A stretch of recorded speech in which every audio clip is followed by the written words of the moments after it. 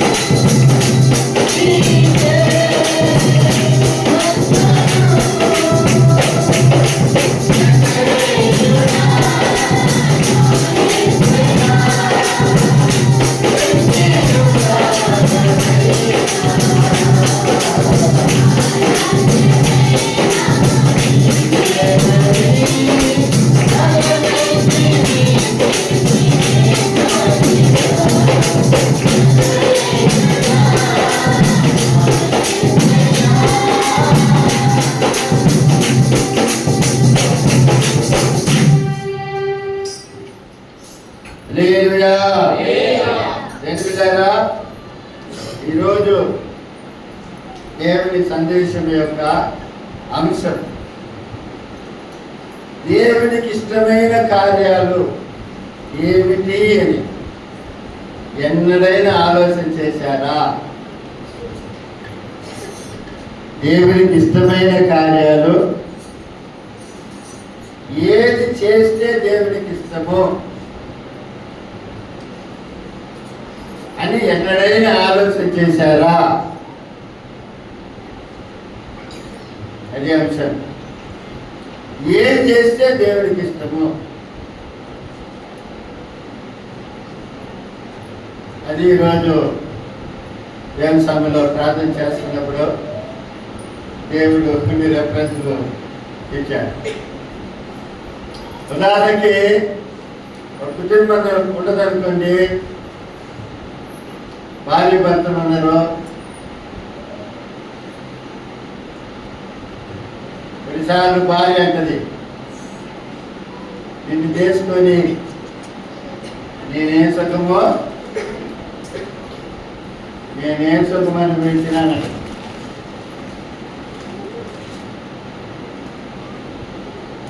మీరు ఎప్పుడైనా అనలేదు? ఎప్పుడైనా అన్నప్పుడా లేదా? అన్ని వాళ్ళైనా మీరు చూస్తుందా లేదా?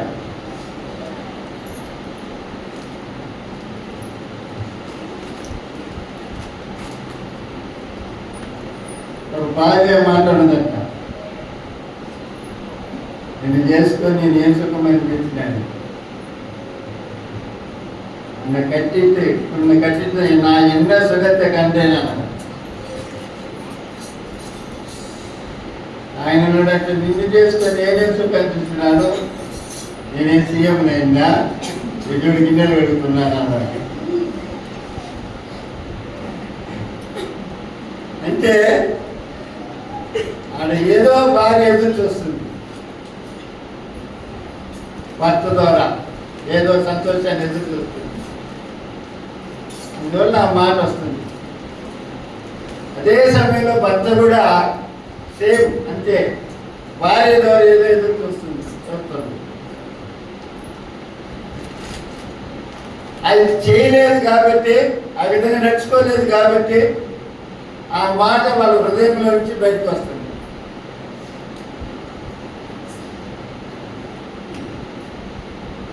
అందుకని భార్య భర్తలైన వాళ్ళు ఒకే ఫీలింగ్స్ లో ఉండకూడదు. పనికి పోయించండి మా వండుకున్నారా, తిన్నరా, ఎవరి ఎదురాలు వండుకోకూడదు. వచ్చే కూర్చొని మాట్లాడుకోవాలి. ప్రేమ సంబంధించిన మాటలు మాట్లాడాలి.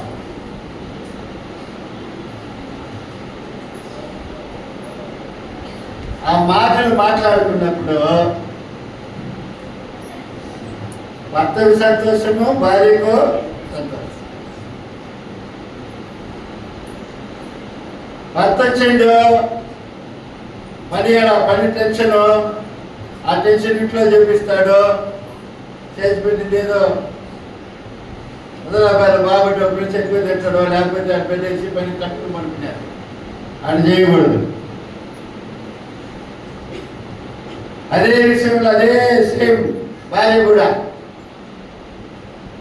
పని మీద తెలిసినంత ఇంట్లో చెప్పేయకూడదు.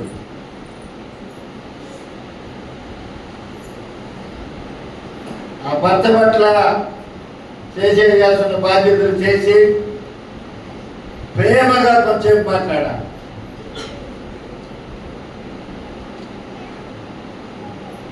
అలా మాట్లాడినప్పుడు ఏం జరుగుతుంది? అక్కడ ఒకరి మీద ఒకరికి ఆ ప్రేమ అనేది ఉంటుంది.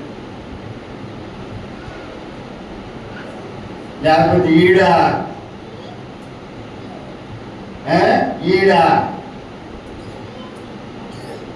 లేకపోతే ఈమెను కూడా మాట రాదు.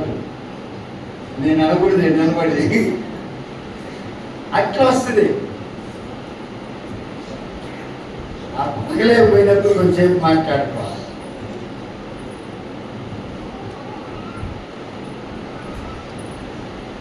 ఆ విధంగా దేనికి లేదా ఇప్పుడు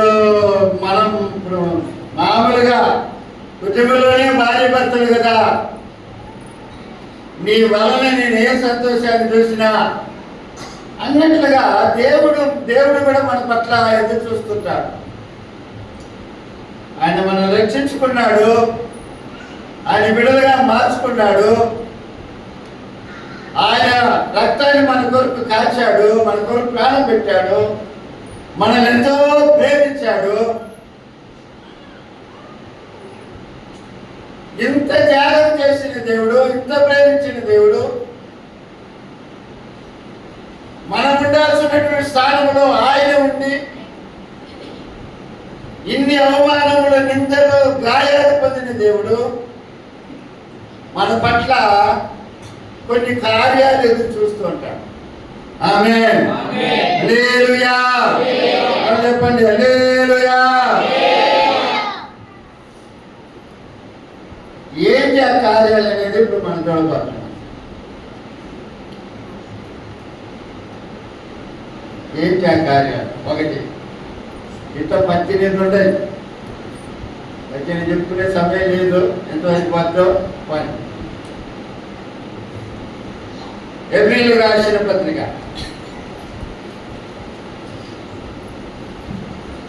11వ అధ్యాయం 6వ వాక్యం, తెలిసిన పరిచయమైన వాక్యమే. శ్వాసం లేకుండా దేవునికి ఇష్టడైనట అసాధ్యము. దేవుని ఎదుకు వచ్చేవాడు ఆయన ఉన్నాడని, తన్ను వెతుకు వారికి ఫలము దయచేవాడని నమ్మవలసి కదా. హల్లెలూయా. అంటే దేవుడు మన ఎదుట ఏమి ఎదురు చూస్తున్నాడంటే విశ్వాసాన్ని ఎదురు చూస్తున్నాడు. ఆయన మీద నమ్మకాన్ని ఎదురు చూస్తున్నాడు. ఆయన ఉన్నాడు, నమ్మవానికి ఫలం దయచేసే దేవుడు అన్న విశ్వాసము, నమ్మకము దేవుడు మన పట్ల ఎదురు చూస్తున్నాడు. అది కానీ మన దగ్గర ఉన్నట్లయితే మన విషయమై సంతోషపడతాం. హల్లెలూయా, హల్లెలూయా. అన్ని బాగా జరిగినప్పుడు బాగానే పోతా ఉంటుంది బండి. ఒక సమస్య వచ్చినప్పుడే వాళ్ళ విశ్వాసం ఆగిపోద్ది, వాళ్ళ నమ్మకం అనేది తొలగిపోద్ది. అలా కాకుండా దేనికిలాగా ఎన్ని సమస్యలు వచ్చినా, ఎన్ని బాధలు వచ్చినా దేనికిలాగా ఆ దేవుని మీద ఉన్నటువంటి విశ్వాసం తొలగిపోకూడదు. ఆయన నమ్మే వారికి ఫలము దయచేసే దేవుడని ఆయన మీద నమ్మకం ఉంచాలన్న ఆ నమ్మకం ఉంచాలన్నటువంటి ఆ నమ్మకం అనేది తొలగిపోకూడదు. ఈ విశ్వాసము, నమ్మకము ఆయన మీద ఉంచినట్లయితే ఆయన మన విషయమై సంతోషపడతాడు. హల్లెలూయా, హల్లెలూయా. చూడండి, దేని పిల్లలు అలానే చదువుకుంటా పోదాం. అంటే ఒకదాని మీద నిలబడితే మనకు కొన్ని విషయాలు, కొన్ని కార్యాలు నేను చూపించలేకపోతాను. అలాగే కొన్ని రెఫరెన్స్లు అట్లా చూపించుకుంటా వెళ్ళిపోతాను. దేవుడి వాక్యం వింటా ఉండండి. యెషయా 46వ అధ్యాయము 2వ వాక్యం చదవండి.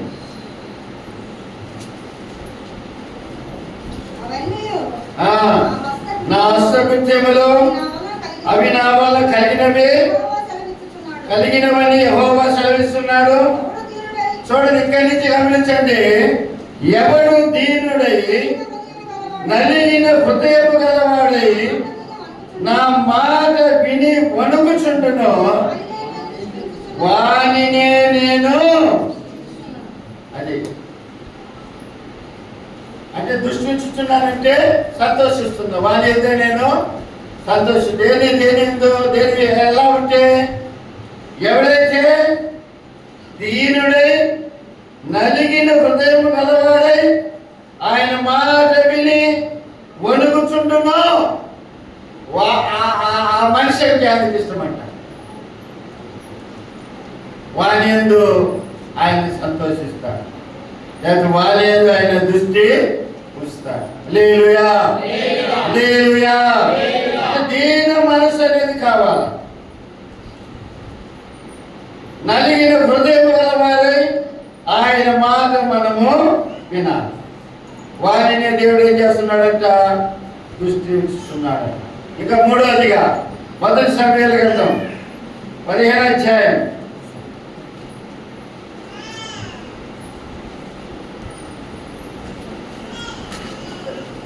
22వ వాక్యం. అందుకు సమూయేలు తాను సెలవిచ్చిన ఆజ్ఞను ఒకడు గైకొనడం వలన యెహోవా సంతోషించినట్లు ఒకడు దహన బలులను అర్పించడం వలన ఆయన సంతోషించిన. ఆలోచించము. బలులు అర్పించడం కంటే ఆజ్ఞను గైకొనుటయు పొట్టేళ్లకు అర్పించడం కంటే మాట వినుటయు. ఆమేన్. చూడండి, ప్రేమైన దేవుని బిడ్డలారా, సమూయేలు ప్రవక్త ఎవరిని చూసి అంటున్నాడు? రాజు అయినటువంటి సౌలును చూసి అంటున్నాడు. తాను సెలవిచ్చిన ఆజ్ఞను ఒకడు గైకొనుట వలన యెహోవా సంతోషించినట్లుగా. అంటే దేంట్లో సంతోషిస్తున్నాడు? బలుల మీద సంతోషించడం లేదు దేవుడు. ఏంటి? బలుల మీద సంతోషించడం. దేంట్లో సంతోషిస్తున్నాడంటే ఆయన మా ఆజ్ఞను ఒకడు గైకొనుట వలన ఆయన సంతోషిస్తున్నాడు. ఆమేన్. హల్లెలూయా, హల్లెలూయా. ఈనాడు మానవుడు అన్ని చేస్తున్నాడు, అంతే అన్ని చేస్తున్నాడు. గుడికి వస్తున్నాడు, ఏంటి పాటలు పాడతాడు, ప్రార్థన చేస్తాడు, అన్ని చేస్తాడు. అయితే ఆయన మాట విండు, ఆయన మాటను గైకొని నడుస్తాడు. నువ్వన్నీ చేసి ఏ లాభము? ఆయన ఎందులో సంతోషపడుతున్నాడంటే మాట విని ఆ మాట ప్రకారం జీవించే విషయంలో ఆయన సంతోషిస్తున్నాం. ఆమేన్. హల్లెలూయా, హల్లెలూయా. విడిపత్తి ప్రకారం నడుచుకుంటుంది, జీవిస్తుంది. దానివల్ల ఏం ప్రయోజనం? దేవునికి సంతోషమైనా ఆ వాక్యాన్ని విని దాని ప్రకారం జీవించడానికి మనం అలవాటు చేసుకోవాలి. అప్పుడు దేవుడు మన విషయమై సంతోషిస్తాడు. హల్లెలూయా, హల్లెలూయా, హల్లెలూయా. అదే ఇక్కడ చెప్పే మాట అదే. ఆయన సెలవిచ్చిన ఆజ్ఞను ఒకడు గైకొనటం వలన యెహోవా సంతోషించినట్లు, ఒక దహన బలులను అర్పించడం వలన ఆయన సంతోషం. ఆలోచించము, బలులు అర్పించడం కంటే ఆజ్ఞను గైకొనుటయు పొట్టేలకు అర్పించడం కంటే మాట వినుట చేస్తామంటున్నా. హల్లెలూయా. అందుకని ప్రభువా ప్రభువా అని పిలిచిన వాడు ఎక్కడికి వాడు? పరలోక రాజ్యం వాడు. కానీ ఎవరు పోతాడైతే? ఎవరైతే మాట విని దాని ప్రకారం ఎవరైతే చేస్తారో వారే పోతాడని దేవుని వాక్యం బోధిస్తుంది. అప్పుడు దేవుని మందిరానికి వస్తున్నాం మనము, దేవుని వాక్యం విడుతున్నాం మనము. దాని ప్రకారం నడుచుకోవటానికి, దాని ప్రకారం జీవించడానికి మన జీవితాలను సమర్పించుకోవాలి. హల్లెలూయా, హల్లెలూయా. అందరి దగ్గరికి వచ్చింది. ఇక మీద మన వాళ్ళు బిజీ అయిపోతారు. ఇప్పుడే సగం వెనకాల ఖాళీ అయిపోయింది. అది వెనకాల తిరిగి చూడండి అన్న. ప్రతి వారం జరగండి జరగండి అంటారు. పాపం కష్టంగా సాగుతారు. ఈరోజు నోరు కూడా జరగలేదు.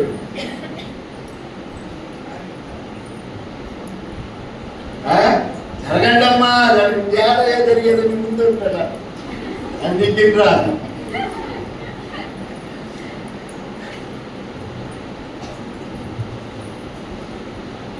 ఇక రాళ్ళ వాళ్ళతో మేము మరీ మిస్ అయిపోతాం. కానీ దేవుని మాట వింటే దేవునికి ఎంతో సంతోషం. ఆమేన్, హల్లెలూయా, హల్లెలూయా. చూడండి, 4వదిగా దశలోనికులకు రాసిన పత్రిక, 1 దశలోనికులకు రాసిన పత్రిక 18-19 వాక్యాలు చదవండి. 5వ అధ్యాయం,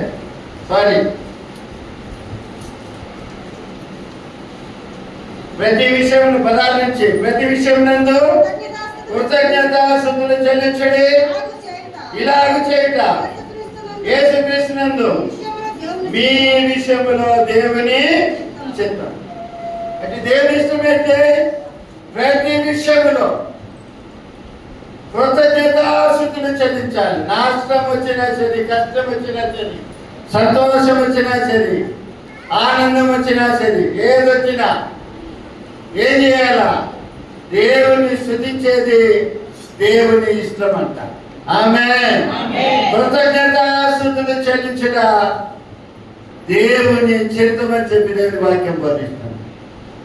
అప్పుడు ఒక దేవుని బిడ్డ, దేవుని పిల్లారా, సంతోషం ఇచ్చినప్పుడు దేవుడు సంతోషించినట్లుగా ఒక్కొక్క సందర్భాన్ని దేవుని పిల్లారు మనల్ని పరీక్ష చేయడానికి, కొన్ని సందర్భాలకు దుఃఖము కలిగేసినప్పుడు కూడా అది సంతోషంగా అంగీకరించి దేవుడిని స్తుతించే వారంగా ఉండాలి.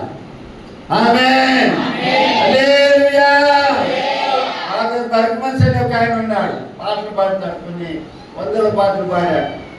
ఆయన పాడతాడు, ఎన్న నడந்தாలు நன்றி ஐயா, யார் கைவிட்டாலும் நன்றி ஐயா, நன்றி நன்றி நன்றி, இடைவிடா நன்றி உமக்குத்தானே, இணையில்லா தேவன் உமக்குத்தானே. అంటే ఎవరు విడిచినా స్తోత్రం, ఎవరు వదిలేసినా స్తోత్రం అని చెప్పి, ఎన్ని సమస్యలు వచ్చినా స్తోత్రం అని చెప్పి ఆ బర్గమస్ గారు పాట పాడారు. ఆమేన్.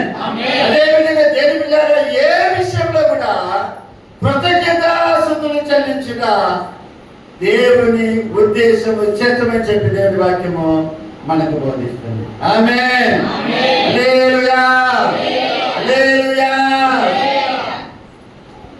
ఎన్ని బాధలున్నను ఇబ్బందులైనను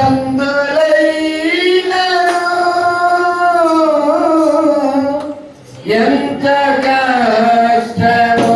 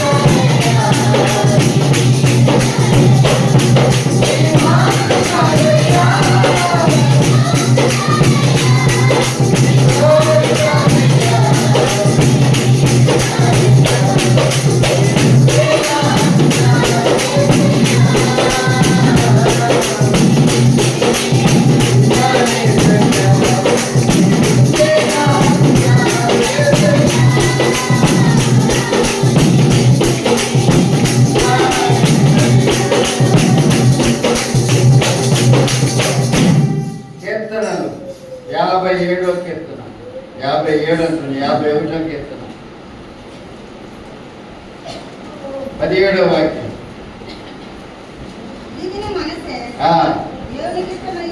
దేవునికి ఇష్టమైన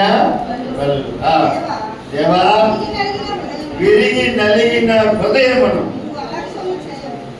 అలక్ష్యము. ఇది ఎవరంటున్నారు? భక్తుడైన దావీదు అంటున్నారు.